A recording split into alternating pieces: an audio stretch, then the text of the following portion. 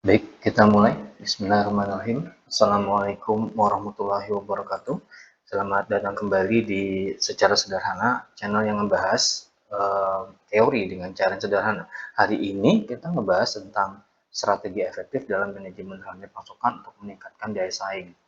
Jadi begini, seperti kalian tahu bahwa yang namanya bisnis itu selalu berubah, selalu berkembang, ada teknologi baru, ada perubahan tren, ada minat atau keinginan dari konsumen yang berubah, juga tergantung juga dari gaya hidup, tergantung juga dari yang namanya pendapatan, geografis, geopolitik, dan seterusnya. Intinya sih sebenarnya yang namanya bisnis itu selalu berkembang dan tidak statis. Nah, untuk menyikapi hal seperti ini, perusahaan atau unit bisnis harus bisa beradaptasi dengan baik. Tentunya kalau kita ngomongin yang namanya manajemen rantai pasokan, kita ngomongin bagaimana kita menyediakan sebuah produk yang bagus, kita bisa menyampaikan produk kepada konsumen dengan cara yang bagus juga. Dan sekali lagi ini membutuhkan strategi. Ada beberapa hal yang harus bisa dikerjakan gitu ya, sehingga akhirnya strategi bisa tepat. Nah, begitu kita ngomong strategi yang tepat, itu biasanya akan berdampak kepada positif pada perusahaan, seperti pengurangan biaya, meningkatnya efisiensi, dan akhirnya juga memperkuat daya saing. Memperkuat daya saing dalam artian bisa jadi nanti ongkos produksinya jadi lebih murah, sehingga akhirnya kita bisa memproduksi barang dan menjual barang dengan harga yang murah juga, sehingga akhirnya kita bisa kuat dalam persaingan bisnis. Atau juga dengan namanya strategi rantai pasokan yang baik juga bisa membuat mungkin sebuah produk yang bagus, produk yang baru, yang cukup inovatif, sehingga akhirnya bisa diterima oleh masyarakat. Dalam hal ini bisa dilihat bahwa yang namanya perusahaan sekali lagi harus bisa merespon dengan cepat. Perusahaan tidak boleh hanya melihat perkembangan zaman tapi tidak melakukan apapun. Kenapa?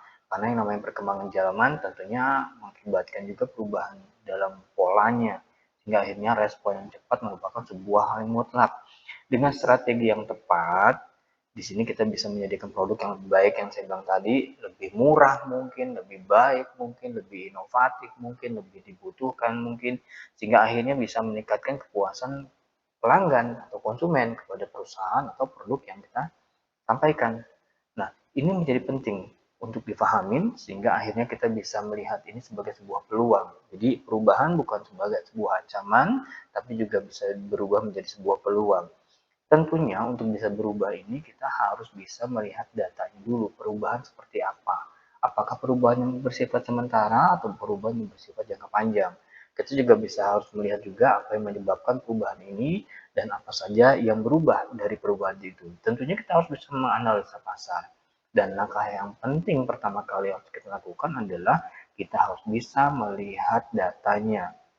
Perusahaan harus bisa memahami permintaan pelanggan, kondisi pasar, kompetisi yang berlanjut, atau mungkin kompetitor-kompetitor kita sudah melakukan apa dan kita belum melakukan apa. Itu yang harus kita kumpulkan. Informasi ini sebenarnya dipakai untuk merumuskan strategi yang tepat dan sasaran yang tepat juga. Nah, ini semua sekali lagi diperlukan sehingga akhirnya kita nanti bisa melakukan kolaborasi dengan pemasok gitu ya. Misalnya ada perubahan pola belanja atau adanya perubahan dari minat atau selera konsumen sehingga akhirnya kita bisa membuat sebuah perbaikan di produk kita, dan sekali lagi perbaikan di produk kita bisa jadi mungkin membutuhkan bahan baku yang mungkin beda juga. Nah, sekali lagi bahan baku yang beda ini membutuhkan sebuah atau sekelompok pemasok gitu ya yang cukup bagus juga. Bukan cuma harganya murah, bukan cuma harga bukan juga kehandalan dalam penyampaian barang ke kita, bukan cepat enggaknya gitu ya, tapi juga ngomong masalah kualitasnya juga.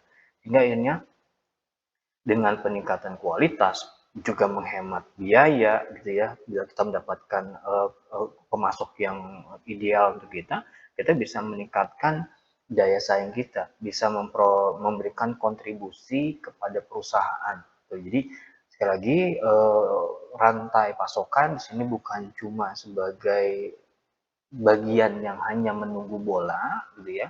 Kalau nggak diminta dia nggak ngelakuin, kalau dia nggak ngelakuin juga nggak apa-apa gitu ya, bukan yang seperti itu. Tapi di sini juga dia bermain sebagai bagian yang juga memberikan kontribusi penting Bagus apapun desain produk kalau nggak diikuti oleh bagusnya kualitas bahan baku juga nggak akan bisa tercapai dengan baik. Nah, untuk itu semua, untuk bisa mendapatkan rantai pasokan yang bagus, untuk bisa mendapatkan pemasok yang bagus, untuk bisa membaca perkembangan situasi yang bagus, sekali lagi kita membutuhkan data dan mengolah data itu dengan cukup bagus. Nah, sekarang ini sudah banyak teknologi yang berkembang gitu ya.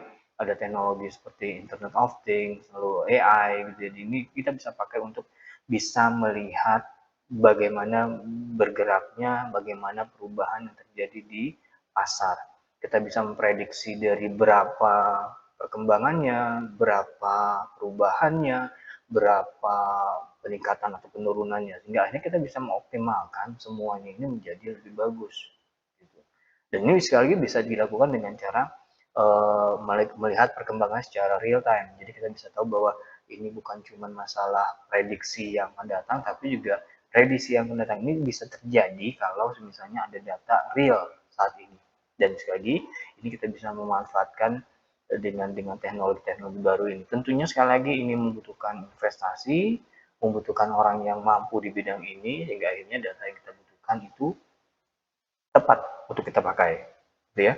Nah, tentunya selain tadi data yang tepat untuk memprediksi, data yang tepat untuk mencari pemasok, data yang tepat untuk membuat sebuah perubahan bila memang dibutuhkan, inovasi baru bila itu dibutuhkan, gitu ya.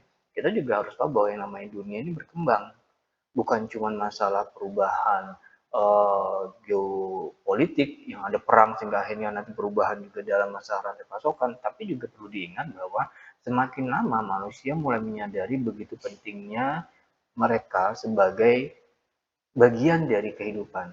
Sehingga akhirnya mereka mencoba sekarang mulai berpikir untuk hidup dengan selaras, adanya sustainability, adanya keinginan untuk hidup menjadi lebih membumi. Ada juga sebagian juga yang ingin hidup lebih modern, tapi sekali lagi ada trennya. Dan sekali lagi sekarang yang sudah mulai berkembang gitu ya, yang cukup bagus adanya sustainability, adanya kepedulian terhadap lingkungan, kepedulian terhadap nilai-nilai luhur gitu ya. Ada etika di sini. Ini kita harus tahu. Dan sebagai contoh, ini yang menjadi contoh yang lumayan agak sedikit besar gitu ya, adanya boykot yang terakhirnya ada boykot dari produk-produk Israel ya, ini masuk ke dalam masalah ini gitu, ada etika, ada orang yang berpikir, ada orang berpandangan gitu ya, kalau misalnya begitu kita menggunakan produk Israel maka nanti hasil keuntungan dari produk mereka itu diberikan kepada Israel untuk membunuh rakyat Palestina, dan ini sekali lagi harus disikapi gitu. Dan mau nggak mau ini bagian dalam dalam dalam hal yang harus diperhatikan dalam bisnis seperti itu. Jadi ini juga berhubungan juga dengan rantai pasokan juga, gitu ya. Sehingga akhirnya kita bisa melihat bahwa jangan sampai kita yang memproduksi barang itu uh, menggunakan produk dari saya bahan bakunya dari produk yang kebetulan berafiliasi dengan pemerintah Israel atau Yahudi atau Zionis seperti itu. Dan ini yang menjadi pokok bahasan yang memang juga harus dipikirkan. Tidak ada salahnya bila kita melakukan hal yang baik untuk diri kita dan untuk lingkungan. Tapi jelas ini semua harus dipahami oleh sebuah entitas bisnis sehingga akhirnya entitas bisnis itu bisa mengambil keputusan harus seperti apa, gitu ya. Mungkin bisa lebih murah, tapi balik lagi jangka panjangnya bagaimana dengan pandangan dari konsumen. Mungkin malah mereka bukan mencari produk kita karena harganya murah, malah meninggalkan walaupun produknya murah, karena kita berafiliasi dengan sesuatu atau entitas uh, sosial atau politik yang kontra dengan mereka. Ini menjadi hal yang sangat mengganggu saat ini, dan ini sekali lagi memang perlu diperhatikan. Lalu berikutnya, setelah kita melihat bahwa adanya perbaikan itu harus berkembang dan seterusnya, ada perubahan dan berkembang seterusnya, ada inovasi dan seterusnya, kita juga harus melihat bahwa apa yang akan kita lakukan atau yang telah kita lakukan itu sudah sesuai belum dengan apa yang ingin kita capai. Tentunya sekali lagi perlu adanya evaluasi di sini untuk melihat efektivitas dari pekerjaan kita. Dalam hal ini strategi rantai pasokan. Apakah bila kita menggunakan dari supplier atau pemasok X itu lebih cepat atau lebih murah atau mungkin lebih bagus kualitasnya, itu juga tetap harus dievaluasi sehingga akhirnya kita bisa semakin waktu semakin baik gitu ya. Secara berkala evaluasinya ini bisa mengidentifikasi apa yang menjadi titik celah dari kecacatan atau mungkin dari ketidakefektifan atau tidak produktifnya suatu jaringan gitu ya, sehingga kita bisa menyesuaikan atau kita bisa melakukan perbaikan. Dan ini semua sekali lagi merupakan beberapa hal yang harus diperhatikan. Kita harus melihat adanya daya saing yang harus ditingkatkan, itu pasti. Kenapa? Karena kita hidup, perusahaan harus bisa bersaing, perusahaan untuk bisa bersaing juga otomatis membutuhkan banyak perubahan, banyak penyesuaian karena dunia berubah. Dan untuk itu kita harus bisa berkolaborasi dengan pihak lain, menggunakan teknologi yang mencukupi, sesuai dengan zamannya, lalu keberlanjutan juga kita harus tahu bahwa akan ada etika, harus ada tren dalam pola pikir konsumen dan perusahaan sehingga akhirnya bisa membuat sebuah rantai pasokan yang efektif, yang responsif, yang adaptif terhadap keputusan atau kebutuhan dari pasar dan konsumennya. Seperti itu. Baik, itu aja yang telah disampaikan gitu ya. Jadinya ini hanya bahasan sederhana bahwa yang namanya rantai pasokan itu harus selalu berkembang, mengikuti perubahan zaman, karena zaman berubah, konsumen berubah, permintaan mereka berubah, selera mereka juga berubah, pola pikir mereka berubah, tentunya mengakibatkan perusahaan juga harus tetap berubah juga. Jika akhirnya perusahaan bisa menjual barang kepada konsumen, dan sekali lagi kita nggak bisa menjual barang kepada konsumen kalau kita nggak bisa melakukan perbaikan dalam sistem produksinya, gitu ya, kualitasnya, produknya, dan sebagainya. Tentunya sekali lagi ini semua harus didukung oleh rantai pasokan yang cukup bagus. Sekian dari saya, terima kasih atas perhatiannya. Saya pamit. Sampai ketemu lagi di lain video atau penjelasan yang lain. Dari saya terima kasih sekali lagi. Saya pamit. Wassalamualaikum warahmatullahi wabarakatuh. Pamit semuanya.